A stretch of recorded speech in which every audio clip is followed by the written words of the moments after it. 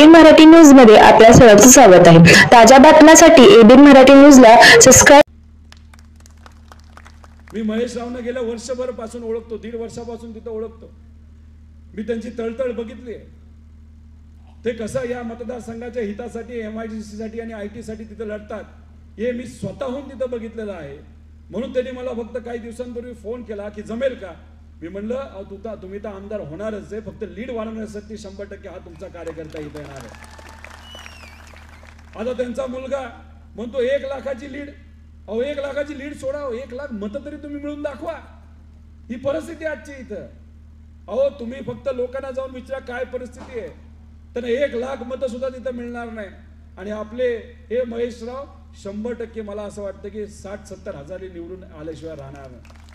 फक्त दहशत आहे, आणि दहशत असल्यामुळे लोक बोलत नाहीत, एवढाच फरक, बाकी काय नाही। आमच्या मीडियाला आणि आमच्या सगळ्या पत्रकारांना विनंती करतो की आपल्या विचाराला जेवढं काय सत्य आहे ते लोकांसमोर तिथं तुम्ही आणा। लोकसभेच्या काळामध्ये इथं आलो होतो तेव्हा चिमणी पाडत असताना सांगितलं होतं इथं विमान लँड होईल आणि उड्डाण करेल। मला माहित नाही की जेव्हा मोदी साहेब इथं आले होते ते विमानाने आले होते की हेलिकॉप्टरने आले होते, कशाने आले होते? हेलिकॉप्टरने आले होते। अहो त्यांचंच विमान जर लँड होत नसेल तर सामान्य लोकांचं विमान कधी टेक ऑफ व्हायचं? यांचं भलं झालंय, घरात सगळं टेक ऑफ झाले, पण आपले लोक मात्र जमिनीवरच आहेत। त्यामुळे काय सांगितलं होतं की चिमणी का पाडली, शेतकऱ्यांचं आणि या शहराचं का नुकसान केलं, आपल्याला टेक ऑफ आणि लँड करायचे विमान। झालं का? गेल्या 6 महिन्यामध्ये फेऱ्या वाढल्या का विमानाच्या? का तुम्ही खोटं बोलताय? अहो एवढा खोटं बोलणारा जर मालक आमदार असेल त्याला जागा दाखवायची का नाही दाखवायची? नाही तर काय 20 वर्ष सवय झाली आम्हाला, कमळ दिसतंय आम्ही फक्त बटन दाबतोय। अरे कमळाबाईनी तर अक्षरशः वाट लावली आपली, सांगतो तुम्हाला, अक्षरशः वाट लावली। हे सगळं कुठेतरी समजून घ्या। कशाला अंधभक्त व्हायचं? कसं या महाराष्ट्राची वाट लावली, कसं या शहराची वाट लावली, याचा तर अभ्यास तुम्ही करा आणि लोकांना सुद्धा जाऊन सांगा। सोशल मीडियाच्या सर्व कार्यकर्त्यांना मला सांगायचं कसं हा आमदार खोटं बोललाय लोकांपर्यंत घेऊन जावा। सगळ्या माता भगिनींना मला सांगायचे लाडकी बहीण योजना या सरकारने आणली असली तरी आपण त्याच्यापेक्षा डबल ताकदीने योजना तिथं आणणार आहोत, हे जाऊन माता भगिनींना सांगा। सर्व समाजाला जाऊन सांगा कसा द्वेष पसरवला जातोय, कसा तिथं 2 जाती धर्मामध्ये तिथं वाद निर्माण केला जातोय।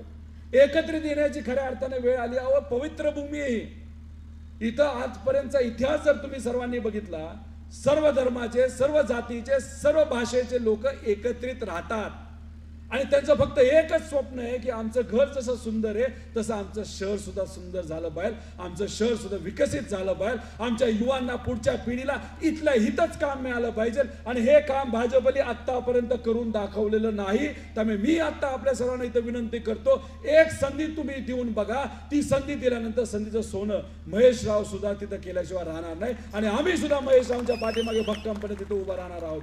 त्यामुळे कार्यकर्ते, पदाधिकारी आपल्या विचाराचे, पक्षाचे, आपण जे काम करतोय ते चांगलं काम करतोय, पण अजून ताकद लावण्याची तिथे जरूरत आहे। सर्व पदाधिकाऱ्यांना मला विनंती करायची की पेरेंट असो, युवक असो, नाही तर युवती असो, नाही तर आमचे महिला असो, की अजून जे आतापर्यंत जे काम करताय ते करताय, चांगली गोष्ट आहे, पण अजून जास्त ताकदीने आपल्याला पळण्याची जरूरत आहे।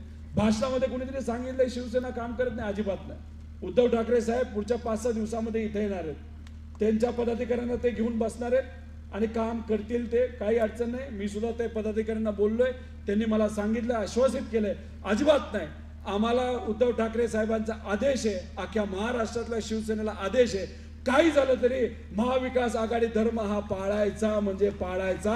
जो खरा शिवसैनिक असतो तो महाविकास आघाडीचा धर्म त्या ठिकाणी पाळणार म्हणजे पाळणार। आणि उद्या परवापासून ते प्रचारामध्ये आलेले आपल्या सगळ्यांना तिथं बघायला मिळतील। त्यामुळे आज आपण सर्वजण विचाराची लढाई लढतोय। त्यामुळे जाता जाता एकच की महेश रावना आमदार झालेलं बघायचे का? नक्की ना? नक्की का? आणि 5-10 हजाराच्या लीडने नाही, कमीत कमी 50-60 हजाराच्या लीडले आपल्याला त्यांना निवडून द्यायचंय। आणि जो पुढे पैशाचा माज आणि घमंड आणि मुलाची काळजी, मुलाच्या भवितव्याची काळजी ज्या आमदाराला, मालक आमदाराला आहे, त्याला फक्त घरी बसवायचंय आणि या सेवकाला निवडून द्यायचंय, एवढंच या ठिकाणी सांगतो। आणि एक जोरात घोषणा, रामकृष्ण हरी, रामकृष्ण हरी।